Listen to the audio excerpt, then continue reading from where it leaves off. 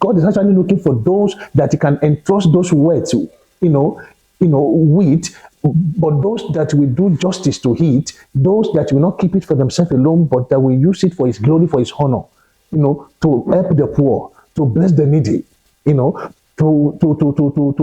affect His kingdom. So if a man or a woman, even though he's living righteously and does not have a heart for God, he may miss out on the help of God.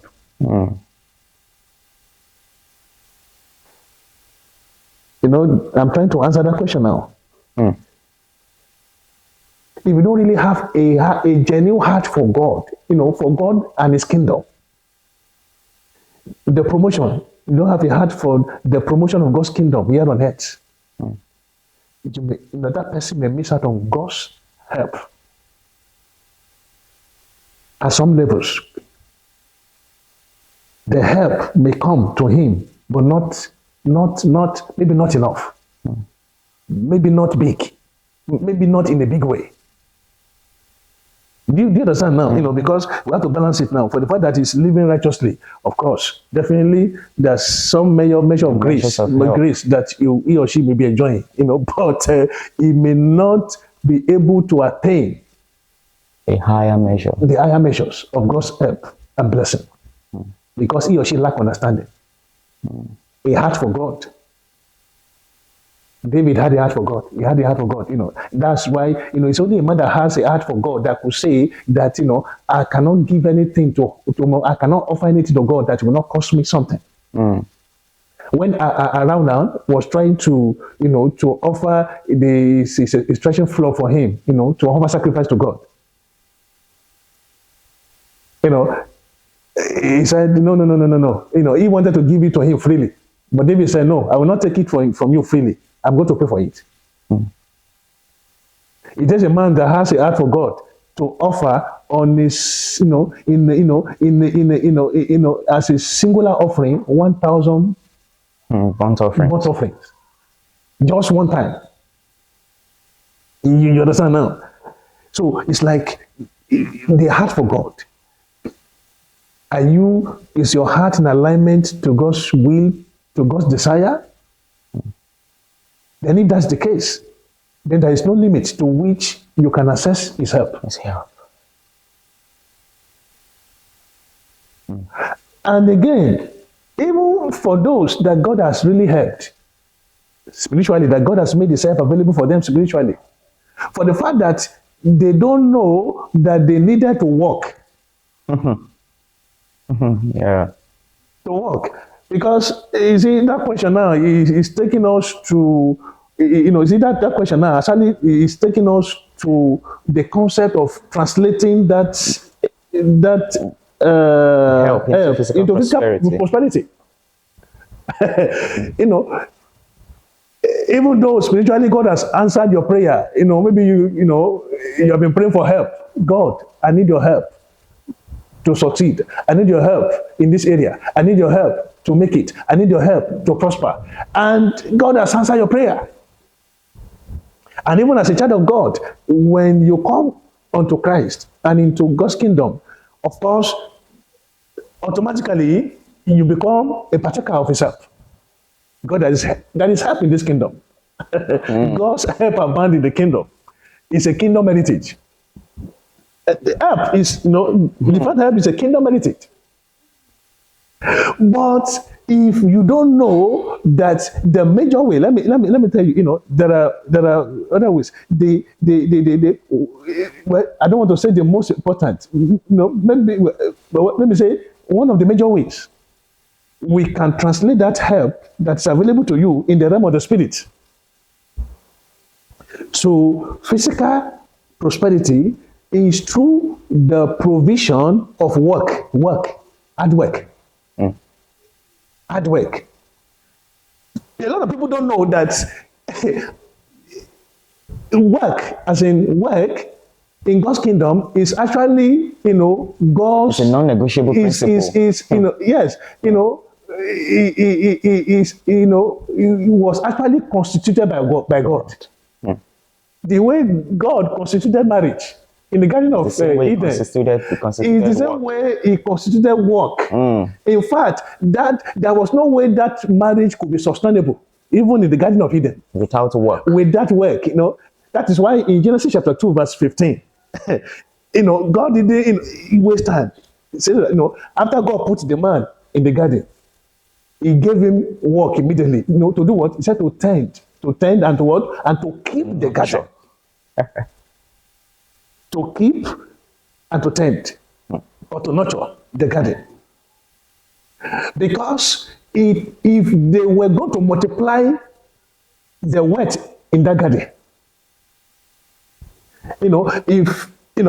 okay, do you know what? Okay, let me connect the scenario or what actually happened in the Garden of Eden now. I want to relate it to our discourse. As in, let's pick the Garden of Eden.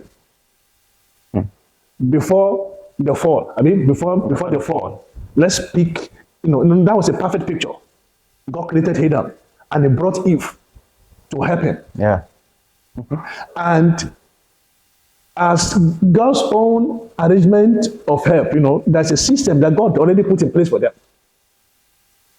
As a system of help for them. Do you know what that system was? For them to create wealth and to prosper in all ramifications. No, there was, help was made available for them. Help was made available for them. In what terms now? In the fact that God had already spoken to the land, to the ground, to the ground now. To yield forth its increase. Because the commandment of God had already come to the ground to yield a best and an increase. So that was a system of help.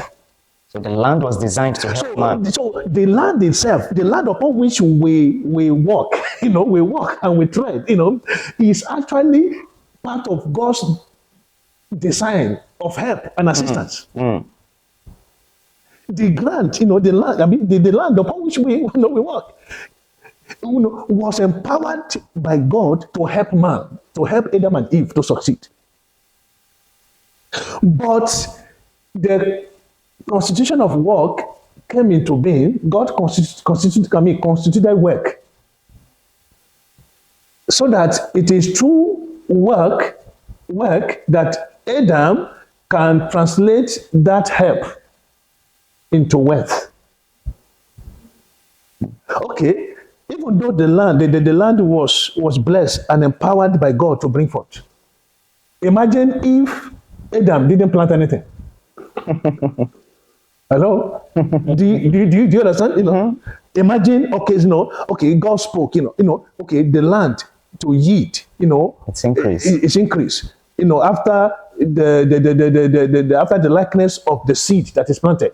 If it is maize, of course, it brings forth maize. Maize, it multiples. If it is a cassava, it brings forth cassava. You understand? To bring forth, is an authority. Is commanded. And it has been since, right from the very beginning till today. All that you need to multiply a seed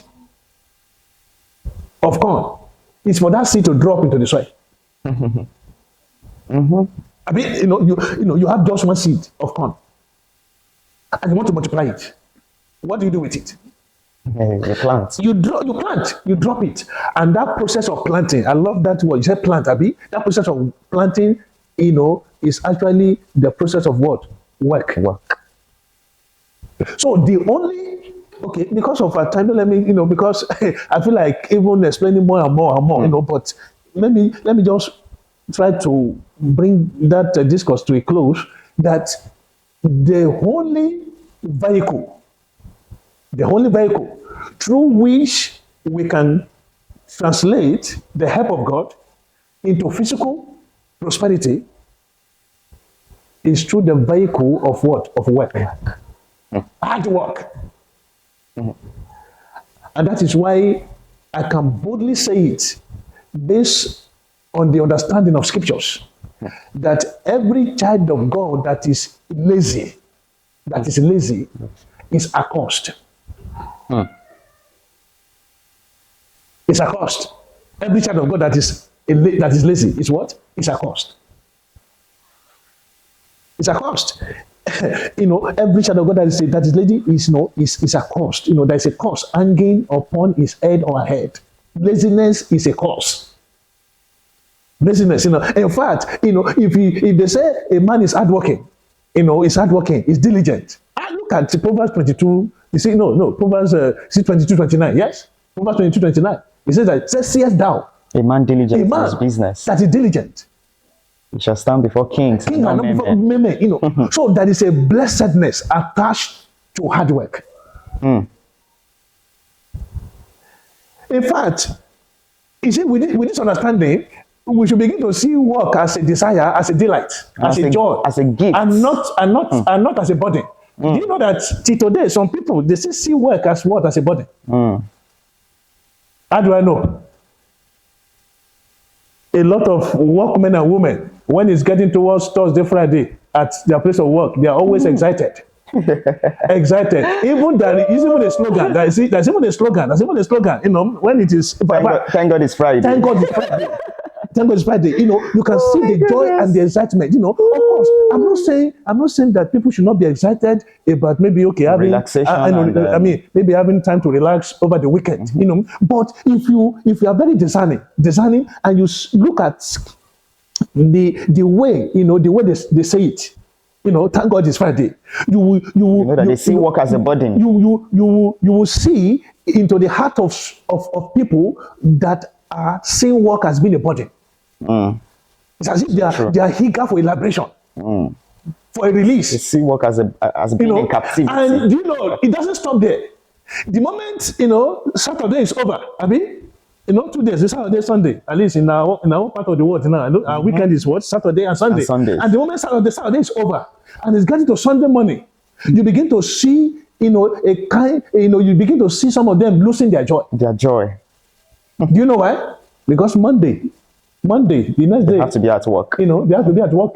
It's very close. You will see there's a drift in their mood. In their mood. There's a change in their mood, in their countenance. That come. Tomorrow is Monday again. Come.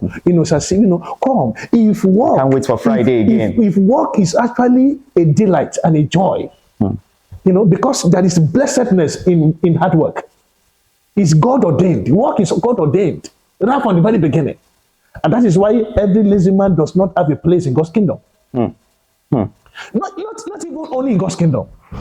Even in this world, this secular world, even the secular setting, of course, it takes diligence, hard work, creative work, consistency, for you to make a mark, a mark that will last long, that will be meaningful, that can bring impact, to the world around you. Even at your place of work, every owner of business that I know, every great leader, owners of businesses that I know, they are very quick to discern the lazy and the diligent. It seems to me that it's like a gift that is given to some great leaders. They can easily, when you come around them, or maybe when they employ you, to come on board, into their organization, they can, it's like they can easily discern, hey, come, this one is lazy, is he a lazy guy, or a diligent and a hardworking guy?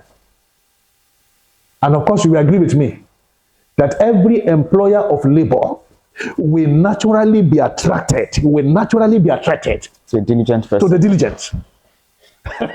You see, these things are tested and proved. These are realities, that happens. I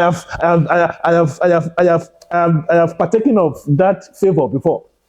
I've been blessed when people see your diligence, your hard work, and they begin to notice you, and they begin to pay attention to you, and they begin to even look for ways to help you to get to the next level, to come up, or to be promoted. It's diligence. Wow.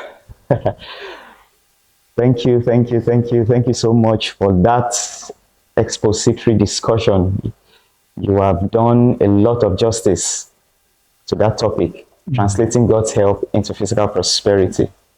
And right now, our time is fast spent, and I believe that in subsequent sessions, we'll be looking deeper into this discourse, how we can as well, translate God's help into physical prosperity. We'll be looking into more areas, to discuss on. So right now, we have come to the end of today's session on translating God's help into physical prosperity. I believe you were blessed. I believe you have received enlightenment on how you can translate God's help into physical prosperity. See you next week as we close the session. Bye and have a great day. Kingdom Reality, revealing God's intentions for you.